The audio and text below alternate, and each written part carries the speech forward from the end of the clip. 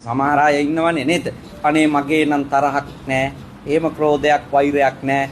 හැබැයි දත්මිටි කකා කියන උපෝපන් ಜಾතිවත් ආයෙනම් දෑහැට පේන්න ලැබෙන්න එපා. මගේ නම් තරහක් ක්‍රෝධයක් නැහැ.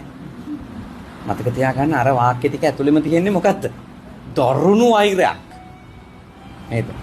ඒ වචන පිහි වුණා නම් කෑලි කපලා. ඒ වචන පිහි වුණා නම්. හොඳේ. ඒ වචන කඩු වුණා නම් දෙකට දෙපොළු කරලා. එච්චරට තරහක වෛරක තමයි ඉන්නේ. එහෙම නෙමෙයි. අවබෝධයෙන් අතාරිනවා කියන්නේ මොකද්ද?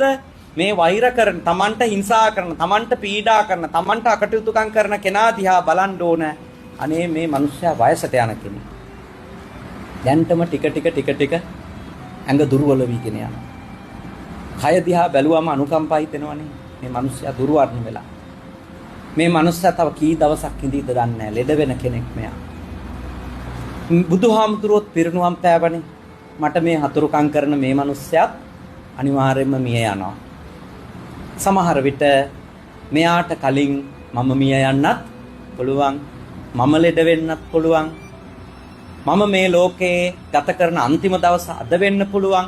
ඒ නිසා මම මෙයාට වෛර කරන එකේ කිසි තේරුමක් නැහැ.